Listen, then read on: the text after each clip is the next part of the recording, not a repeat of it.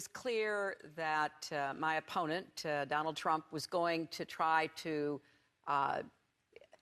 dominate the space almost to the exclusion of the people who were sitting there. He was really all wrought up, and you could just sense how much anger he had. And so he was really trying to dominate and then literally stalk me around the stage. And I would just feel this presence behind me.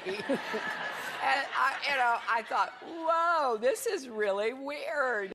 Yeah, poor woman. She was being stalked by a man, literally stalked around the stage. He invaded her space, I guess, much like Rick Lazio. The strongest woman in the world falls back always on that.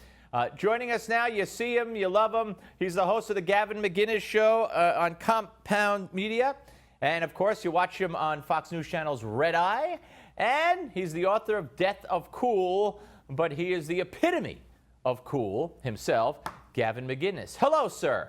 Hey, Steve. How you doing? I'm all right. So, it was only a matter of time. I didn't hear anything about the stalking or poor woe is me. This man was following me around the stage, but I guess she picked her time, and her time was sitting there with Ellen DeGeneres, with an audience of women, and he literally stalked me.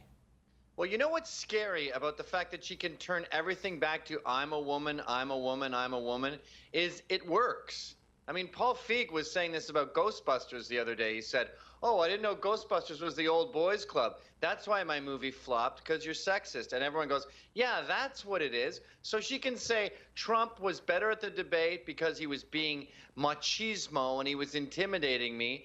Okay, sure, Hillary, that's why it was. I mean, we all laugh at it, but that will end up getting her votes because we have these female voters out there who don't care about issues. Yeah, no, that's absolutely true, which leads us to, of course, another accusation on the heels of the other accusations. A woman says in a nightclub in the 90s, early 90s, which now puts it somewhere 23, 24 years ago, Donald Trump was sitting next to her on a couch or something in the nightclub, crowded. She didn't know anything, and she felt something, go up her leg to her underwear, blah, blah, blah. She gets off the couch. She turns around. Lo and behold, she sees it was Donald Trump. At this point, we've heard this kind of stuff already, and she's not up by 50 points or 30 points or 20 points or 10 points. And in fact, the polls are relatively close in spite of all this. Yeah, and by the way, dads don't answer polls, and there is a giant tidal wave of dads about to hit the polling state, about to hit the voting booths in November, and he is going to win by a landslide. The polls are just women who have time to talk on the phone. The media is totally in the tank, and even with all that bias, she's barely ahead. Now, once you look at the Florida turnouts, and it looks like a Rolling Stones concert, and you realize there's a whole America going on there that no one is telling us about, and we will find out about them in November. But as far as all this infidelity goes and hitting on girls, it's only speculation, obviously, for us at this point. We have to guess who's a villain. But all I know is I've been hearing this about Bill Clinton for a quarter of a century. I've never heard it about Donald Trump until right now.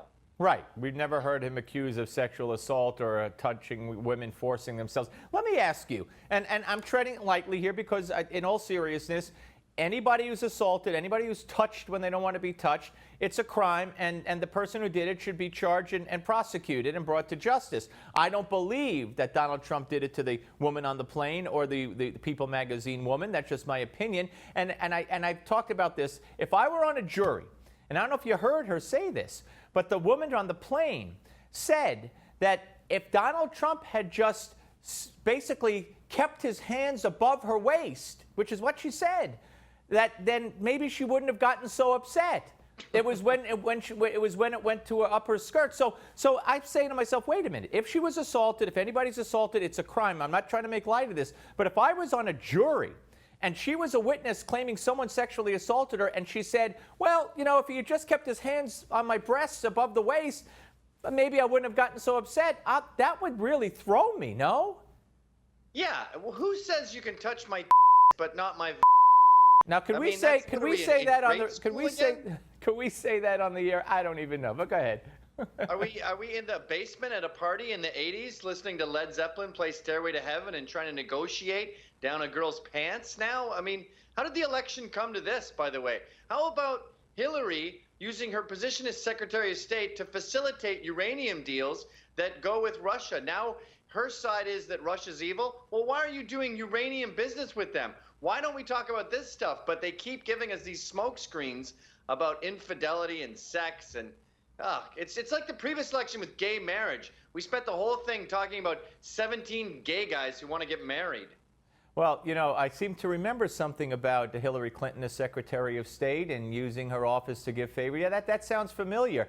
Well, let's go to an actual email that was released yesterday. WikiLeaks. Podesta's on this email. This is 168. This is this is in 08.